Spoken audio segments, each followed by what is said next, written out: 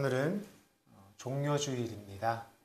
예수님이 고난의 길을 가신 그 길의 시작입니다.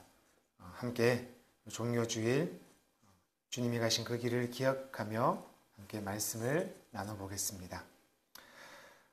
성경에서 시편 다음으로 가장 긴 성경이 이사야서죠. 66권으로 되어 있습니다. 길고 많다고 중요한 것은 아니지만 길고 많은 이유는 그만큼의 이유가 있다는 것이겠죠. 학자들에 따르면 66장의 긴 글 모두가 이사야서 모두가 이사야가 쓴 것은 아니다라고 이렇게 말을 합니다. 어떻게 아느냐? 우리의 손에 보면 뭐가 있죠? 지문이 있습니다. 모든 사람이 다 달라요. 이처럼 글에도 지문이 있습니다. 그것을 문체라고 합니다. 사람마다 글을 쓰는 습관이나 혹은 그 모양이 다르다라는 것이겠죠. 이사야가 66장으로 성경에 들어왔지만 66장 모두가 이사야의 문체는 아니다라는 것이죠. 당시 이사야의 명성이 대단했기에 여러 사람의 글이 이사야와 비슷한 그러한 문체겠죠. 그러한 글을 이사야라는 예언자의 이름 아래 이렇게 모아 둔 거라고 보시면 됩니다. 그 이사야를 편의상 우리는 세 편의 이사야를 이렇게 구분합니다. 제1 이사야, 제2 이사야, 제3 이사야 이렇게 구분하죠. 1장부터 39장까지가 제1 이사야로 해서 주전 736년부터 701년까지 4명의 왕을 거치면서 예루살렘에 그때는 이게 바벨론 포로가 되기 전입니다. 멸망하기 전. 예루살렘에서 왕과 귀족들에게 선포했던 이사야입니다. 친아수르, 친애국 같은 스스로 안전을 꾀하는 모든 조치를 하나님이 거부하신다. 그러니까 하나님께로 돌아오라. 하나님을 향하라라는 메시지가 제1 이사야의 메시지라고 보시면 돼요. 오늘 함께 읽은 본문이 있는 제2 이사야는요. 40장에서 55장까지인데 바벨론 포로 생활을 배경으로 하고 있어요. 이것이 중요합니다. 바벨론이 멸망할 것이다라는 것을 선포하면서 하나님께서 우리를 유다의 땅으로 고향으로 돌아가게 할 것이다. 그리고 성전을 재건해 줄 것이다 라는 말씀이 선포되고 있습니다. 그리고 제3 이사야는 56장에서 마지막 66장까지인데요. 이제 유다 땅에서 성전이 재건되어지고 난 그 모습을 이렇게 그리고 있습니다. 그러니까 오늘 우리가 읽은 50장의 말씀은 제2 이사야의 한 부분이죠. 곧 그 배경은요. 바벨론 포로 상태라고 보시면 됩니다. 그 상황을 기억하면서 오늘 말씀을 우리는 생각해야 합니다. 여러분이 가지고 있는 성경에 이게 소제목이 있을 것입니다. 오늘 말씀을 보면 우리는 이게 오늘 소제목에 주를 거역하지 아니하다라고 되어 있지만요. 다른 많은 성경에서 보면 고난받는 하나님의 종 이렇게 되어 있습니다. 고난받는 하나님의 종. 그 내용이 오늘 함께 읽어서 아시다시피 이게 고난에 대한 이야기예요. 지금 고난받고 있는 사람이 누구인가 학자들 간에 이렇게 의견이 분분합니다. 오늘 이 저자인 이사야다라고 말하는 사람도 있고요. 그리고 이 메시아다, 이제 우리에게 올 메시아다라고 보는 학자들도 있습니다. 초대교회 이후 지금까지 누가복음 18장 이후에 보면요. 예수님께서 고난받으신 말씀이 이사야를 인용하고 있습니다. 그것으로 봐서 이 후자의 의견, 곧 메시아, 예수 그리스도께서 당하신 고난에 대한 말씀으로 우리는 오늘 이 고난받는 자, 고난받는 하나님의 종을 보고 있다라고 생각하시면 됩니다. 학자들의 의견을 우리 생각에 두고 오늘 우리는 이 말씀에 좀 더 집중해 보려고 합니다. 분명한 것은 이사야라고 불리는 이 예언자가, 그죠? 그가 제2 이사야든 누구든 어떻든 간에 그가 예언자로서 지금 고난받고 있다는 사실입니다. 아니면 그 예언자가 속해 있는 그 지금 상황이 고난의 상황이다라는 것입니다. 1절과 2절에 보면 이 이사야가 누구인지를 분명히 전하고 있습니다. 하나님의 말씀을 받은 그 말씀을 전하는 예언자입니다. 그죠? 학자의 혀, 또 귀를 열고 하나님의 말씀에 듣는 자로서 오늘 소개하고 있습니다. 방금 말했듯이 이 예언자는요, 하나님의 말씀을 듣고 전하는 자가 예언자예요. 들을 귀를 가지고 학자의 혀를 줘서 이렇게 말을 할 수 있는, 전할 수 있는 자가 바로 예언자라는 겁니다. 우리 흔히 예언자라고 하면 여러분은 어떤 생각하십니까? 우리 일반적으로 예언하면 미래를 말하는 자 이렇게 말하죠. 미리 옛자를 써요. 맞습니다. 미리 옛자가 이 예언의 옛자예요. 그런데 이 미리 옛자에는요, 한 가지만 있는 것이 아니고 다른 단어가 또 있어요. 맡길 옛자예요. 똑같이 미리 옛자로 써요. 우리가 참예한다, 참여한다라고 하죠. 이때 참예가 바로 맡길 옛자입니다. 곧 성경에서 우리 예언을 이야기할 때는 미래를 얘기하는 것도 맞지만요, 하나님이 어떻게 우리를 이끌어 갈 것이다 라는 것 또한 맞지만, 하나님이 그렇게 우리를 만들어 갈 것이다 라는 말씀이 우리에게 주어졌다, 그 말씀이 우리에게 맡겨졌다 라는 뜻으로 예언, 맡길 예자를 써서 예언이라고 보시면 좋을 것 같습니다. 곧 우리에게 맡겨진 말씀을 우리는 선포해야 된다는 뜻이에요. 이것을 대언이라고도 이렇게 말을 합니다.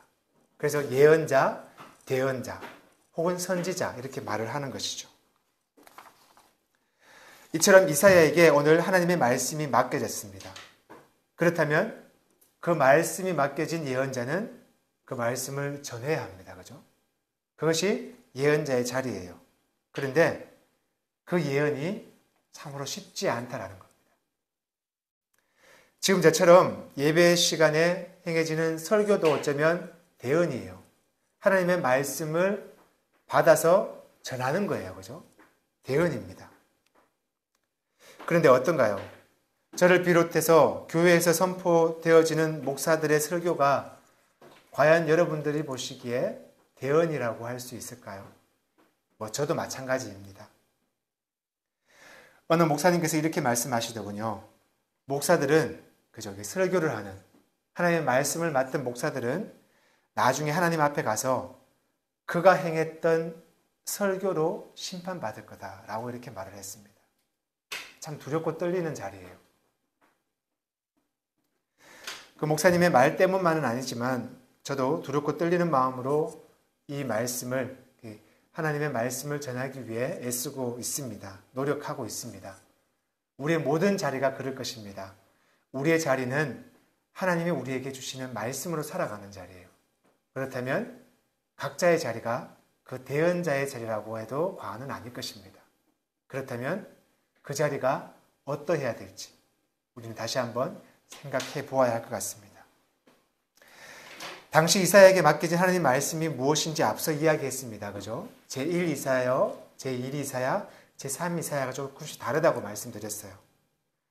제1 이사야는 친아수르 혹은 친애국 같은 스스로 안전을 깨할 수 있는 모든 조치를 하나님은 거부하신다. 이 말은 곧 하나님만 의지하라는 것이죠. 하나님만 붙들라는 것입니다. 하나님께로 돌아오라. 그 대상이 누구이든 백성이든 귀족이든 왕이든 예언자는 맡겨진 그 말씀을 전해야 할 의무가 있었습니다. 그리고 오늘 우리가 생각해보는 제2 이사야에서는요, 그 메시지는 바벨론의 멸망이라고 말씀드렸죠. 바벨론 포로 생활에서 바벨론에게 선포했던 말씀입니다. 이 예언자의 말에 백성들이 선동되어 폭동이 일어날 수도 있습니다. 그죠?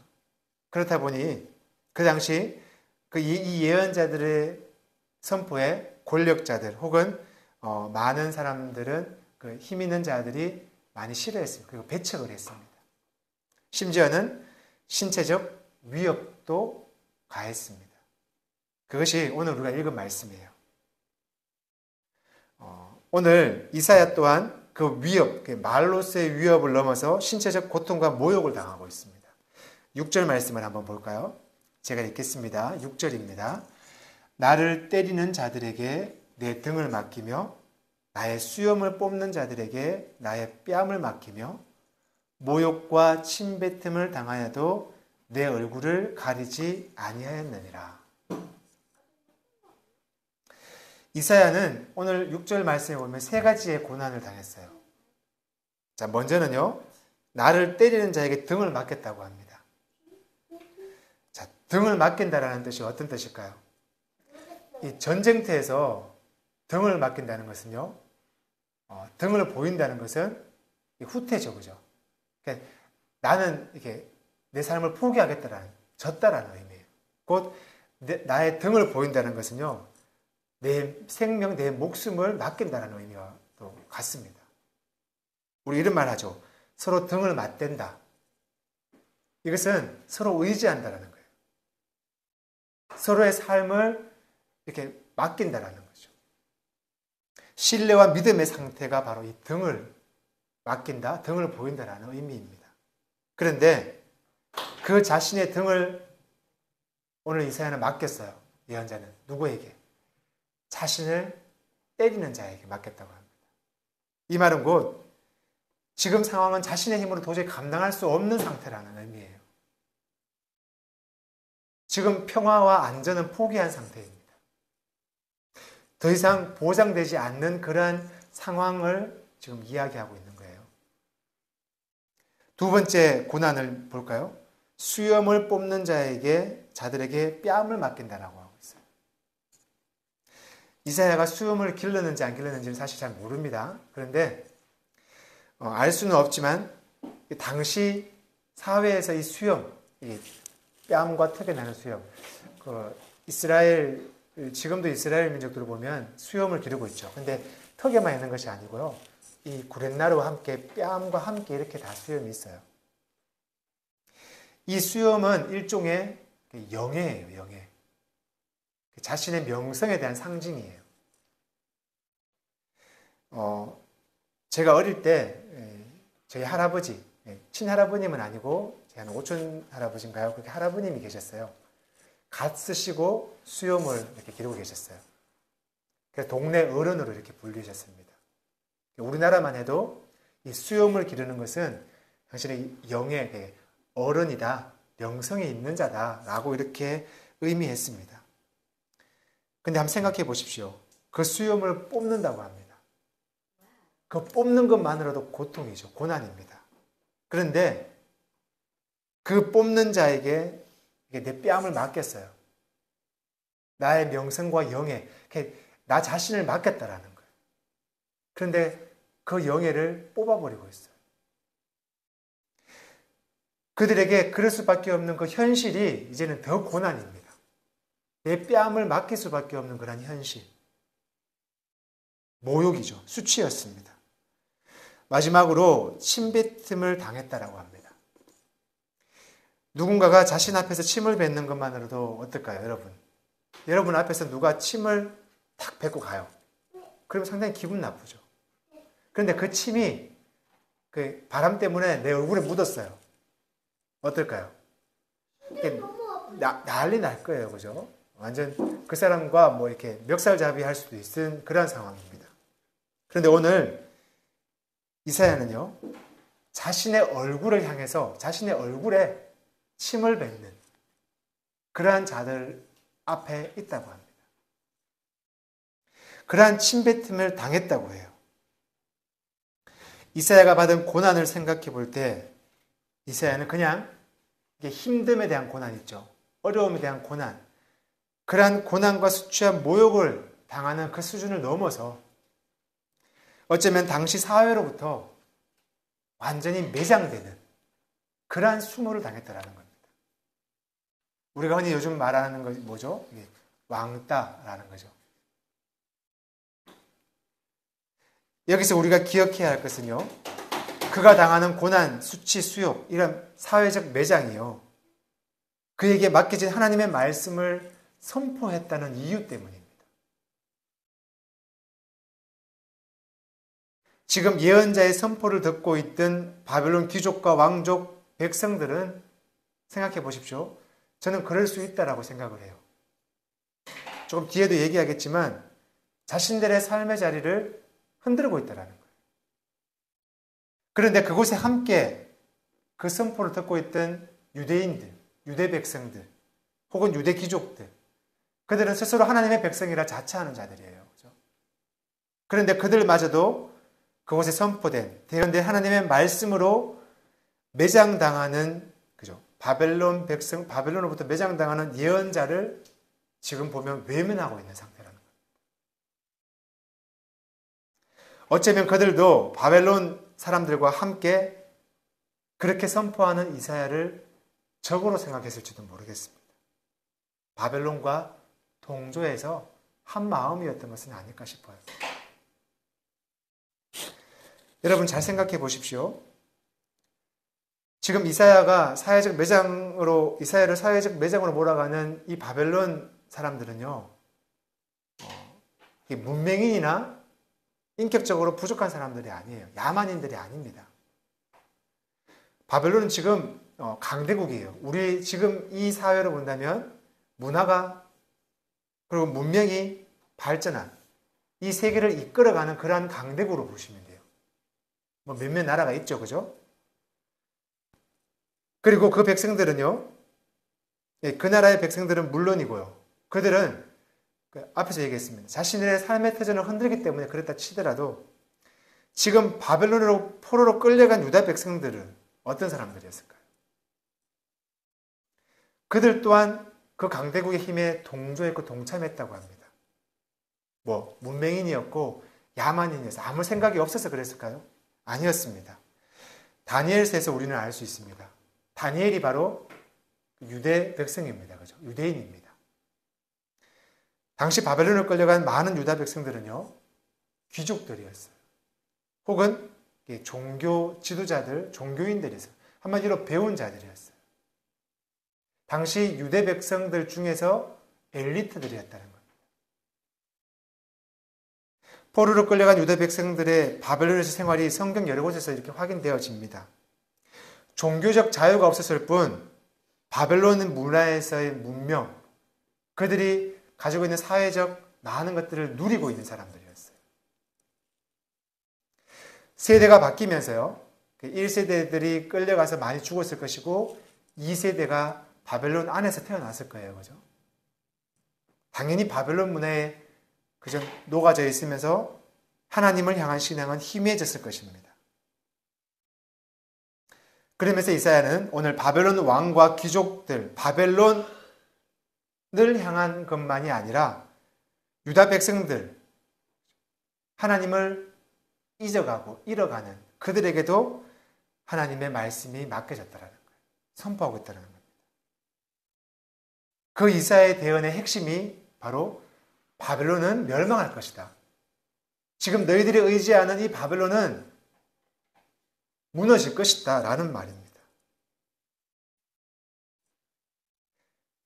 이 말에 이사야는 고난을 당하고 있습니다. 이 선포에 이사야가 지금 고난당하는 이유가 바로 여기에 있습니다.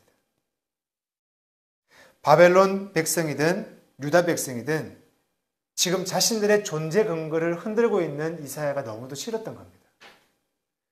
자신들의 존재 근거가 위협받고 있다는 것이죠. 왜? 나 지금 잘 먹고 잘 사는데 왜를 초치냐? 왜 그러냐? 나 잘 살고 있지 않느냐? 라는 것입니다. 그냥 우리 내버려 두라 라는 것이죠. 오늘 읽은 50장 앞부분과 이 뒷부분에 계속해서 바벨론의 심판에 대한 설교가 나오고 있어요. 47장에서부터 보면 그 앞과 그 뒤가 더 강하게 나옵니다. 바벨론을 수치당할 처녀로서 묘사하면서요, 하나님께서 이 바벨론을 멸망시키실 것이다. 이 말은 무슨 말입니까? 하나님이 생명이다. 하나님이 구원이다라는 것이죠. 하나님께로 돌아오라라는 그러한 의미입니다. 바벨론 당국자나 그 나라 주민들은 앞서도 얘기했습니다. 당연했을 거예요. 자신들의 나라가 무너질 것이다, 멸망할 것이다 라고 선포하니까 어떻게 가만히 둘 수 있겠습니까? 싫었겠죠. 불을 보듯 빼냈습니다. 하지만 그 문화에 기생하는 유대인들조차도 그러했다라는 겁니다. 누구나 자신의 삶의 근거를 흔들면 화가 납니다. 일전에 이런 일이 있었습니다. 아마 여러분들도 기억하실 겁니다. 서울에 있는 어느 대형 교회의 전도사인지 내가 부목사인지 정확하게 기억은 안 나요. 그런데 어쨌든 그가 강단에서 이 성소수자에 대한 자신의 생각을 설교를 했어요.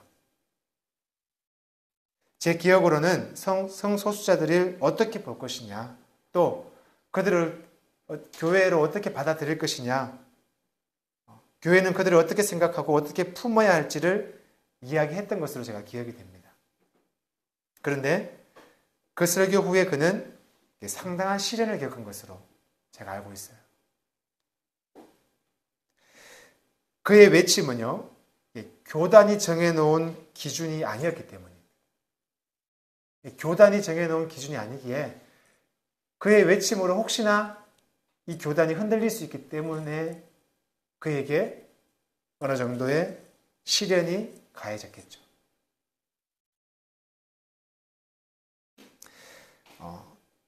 그들에게, 그죠? 다시 돌아왔습니다. 바벨론과 그 문화에 함께 살아가는 많은 유대인들에게 이사야는 선동하는 자로 보였을 거예요. 자신들을 막 흔드는 사람으로 보였을 것이에요.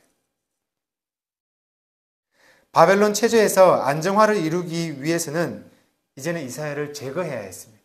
그래서 아마 이러한 고난이 주어졌을 거예요.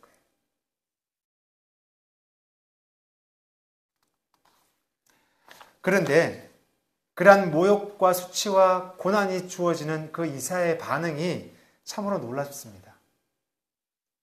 오늘 7절과 8절에서 그 반응이 나타납니다. 우리 다시 한번 7절과 8절 말씀을 깊이 생각하면서 읽어보겠습니다. 주 여호와께서 나를 도우심으로 내가 부끄러워하지 아니하고 내 얼굴을 부싯돌같이 굳게 하였으므로 내가 수치를 당하지 아니할 줄 아노라. 나를 의롭다 하시는 이가 가까이 계시니 나와 다툴 자가 누구냐? 나와 함께 설지어다. 나의 대적이 누구냐? 내게 가까이 나올지어다. 아멘. 고난과 모욕 중에 지금 그러한 수치 중에 있지만 너무도 당당한 이사야의 모습입니다. 어떠한 방어나 반격이 없어요. 오늘 말씀해 보면 마치 자신이 한 이 선포가 그냥 잘못된 거다라고 인정할 정도로 보일 만큼, 그죠? 그냥 모든 것을 당하고 있습니다. 어떻게 그가 이러한 모욕과 수치와 고난을 당당하게 당할 수 있었을까요? 그것은 7절과 8절, 9절에서 반복해서 나오는 구절 때문입니다. 7절과 9절에서 반복합니다. 주 여호와께서 나를 도우심으로. 그리고 8절에서는 이렇게 하죠. 나를 의롭다 하시는 이가 가까이 계시니. 어떤 느낌인지 느껴지시나요? 이렇습니다. 아마 여러분도 한 번쯤 그러한 경험이 있을 겁니다. 지금 너무 힘들어요. 지금의 내 상황이 힘들어 죽겠어요. 죽을 만큼 힘들어요. 앞이 보이지 않아요. 그런데 하나님이 나를 도와주실 거야. 난 괜찮아. 뭐 자기 체면일까요? 아니면 긍정의 힘? 나는 할 수 있어. 나는 괜찮아. 라는 계속 긍정적인 힘을 내 스스로에게 준 것일까요? 아니면 척하는, 고난받고 있지만 힘들지만 아닌 척하는 위선의 모습일까요? 이사야는 어떻게 고난 중에 수치와 모욕 중에 그렇죠? 저렇게 당당할 수 있었을까요? 나를 도우시는 이가 나와 가까이 계시고 나를 의롭다 하시는 것이 과연 무슨 뜻일까요?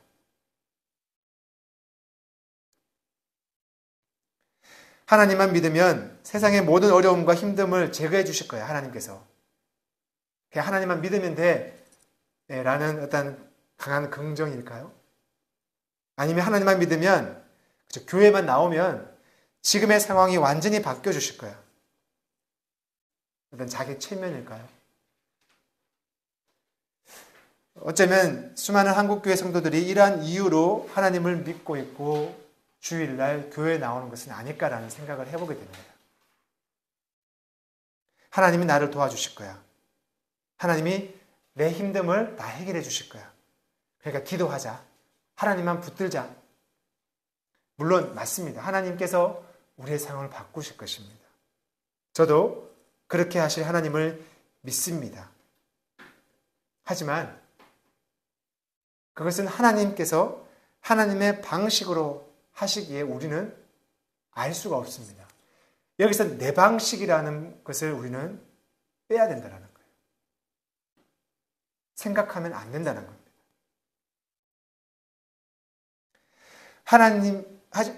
우리가 알아야 할 분명한 것은요, 나와 가까이 계시는 그 하나님의 도우심, 그 도우심이 무엇이냐라는 거예요. 내 방식, 내가 원하는 대로 그것은 아니라는 겁니다. 그렇다면 하나님이 나를 도우시고 나를 의롭다 하신다는 그 의미는 무엇일까요? 세상을 창조하시고 완성하실 하나님께서 저와 여러분을 옳다고 인정하신다는 겁니다. 무슨 말일까요? 하나님부터 인정받는다. 우리는 일반적으로 사람에게 인정받으려고 합니다. 그죠? 그리고 내가 살아가는 이 사회에 인정을 받으려고 해요. 그 인정은 여러 가지죠. 가장 우리가 인정받고 싶어 하는 것이 뭘까요? 돈입니다. 돈을 많이 가짐으로써 그 돈으로서 인정받고 싶어 해요. 결국 돈에게 내 삶을 맡기는 거예요. 그리고 자동차일 수도 있습니다. 그죠? 권력일 수도 있고 또 요즘은 학벌이죠. 그리고 명예이며 또 요즘은 특별히 남녀를 불문하고 요즘 남녀노소까지도 포함되죠. 외모에 대한 인정을 요구하고 있습니다. 이러한 것들을 한번 생각해 보십시오. 서두에 말씀드렸던 이스라엘 백성들, 제1 이사야가 선포했던 이스라엘 백성들이 그 당시의 모습, 유다 백성들의 모습, 거기에서 선포했던 이사야의 선포가 뭐였죠? 스스로 안전을 깨하는 모든 조치를 없애라고 얘기했습니다. 앞서 얘기했던 우리가 인정받고 싶어하는 그러한 모든 것들은요, 스스로 안전을 꾀하려고 하는, 꾀할 수 있다고 생각하는 조치들이에요.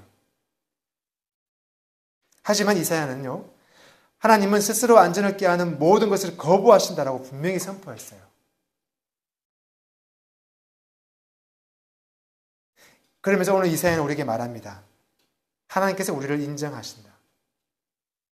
이 말은 하나님이 우리의 생명을, 우리를 이끄신다라는 거예요. 그러니 무엇이 두려운가?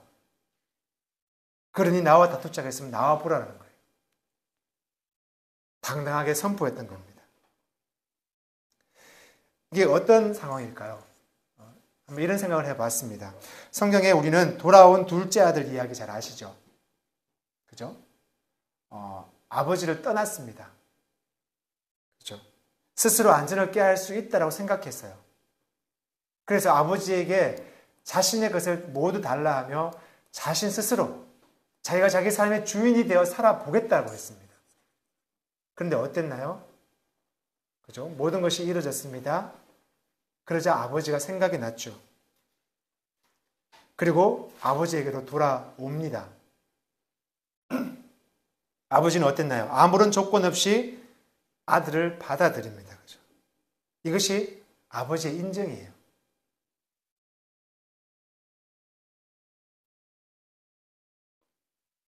아버지의 인정과 함께 같이 나타나는 것이 하나 더 있었습니다. 뭐죠? 아들의 인정이었습니다. 아들 또한 내 스스로 내 삶을 혹은 내가 가지고 있는 것으로 내 삶을, 내 생명을 만들어갈 수 없음을 깨닫고요. 아버지만이 내 삶의 주인, 내 생명을 이끌 수 있는 분이다. 나를 안전한 곳으로 꾀할 수 있는 분이다. 라고 인정을 했어요.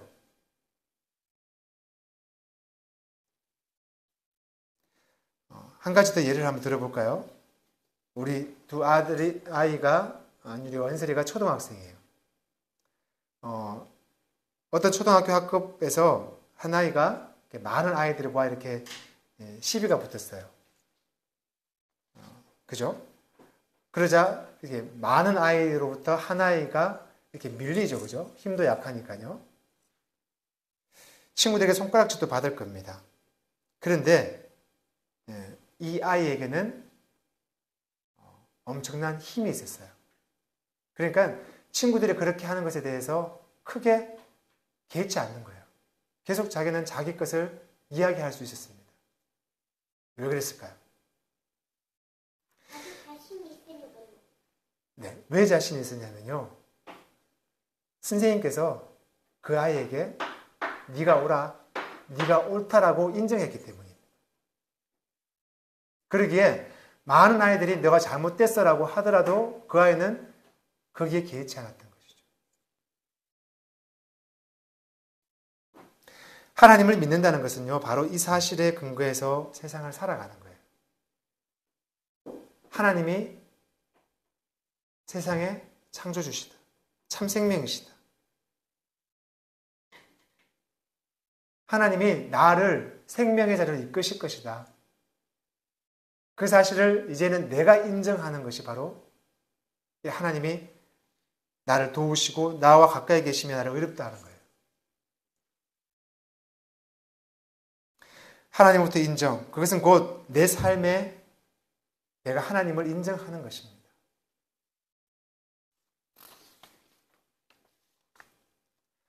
사람이 아니라 하나님으로부터 전적으로 인정받은, 그리고 그 하나님을 전적으로 자신의 전실존으로 인정했던 한 사람이 우리에게 있습니다. 그는 하나님의 인정 끝판왕이라고 우리는 말하고 있습니다. 바로 예수 그리스도입니다. 오늘 이사야의 글은 메시아의 고난이라고 서두에 말씀드렸죠. 예수님께서 고난과 모욕과 수치를 당하셨습니다.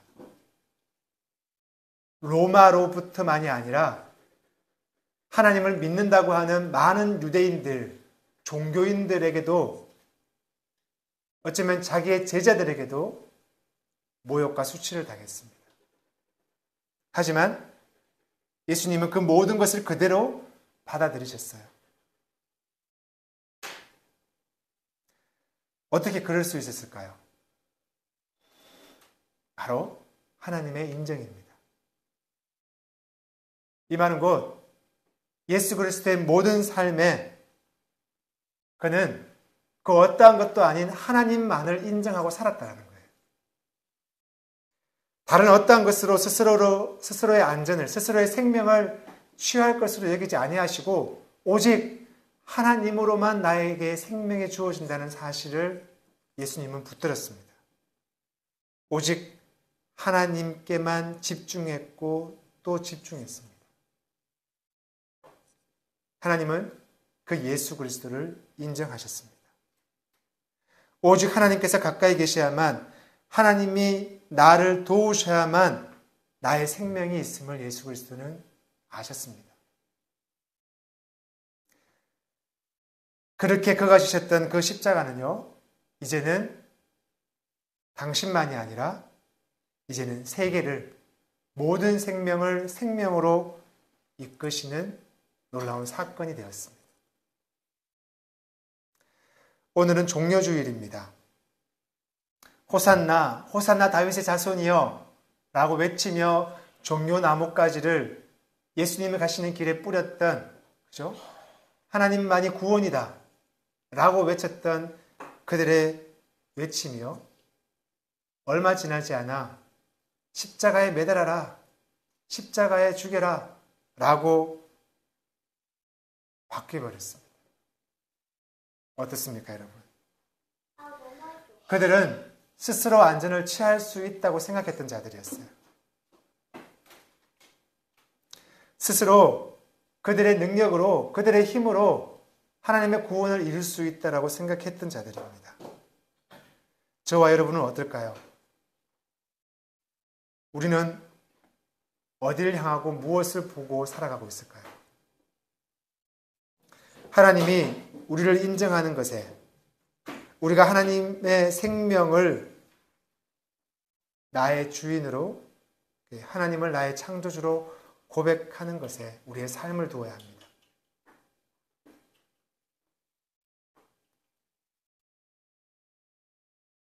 하나님께서 우리를 도우십니다. 나와 가까이 계셔서 나를 하나님의 사람으로, 의인으로 세워가십니다. 하나님을 인정하는 것이 바로 그러한 삶일 것입니다. 하나님을 인정하는 저와 여러분의 삶으로, 우리의 삶으로 채워지기를 다시 한번 소망합니다.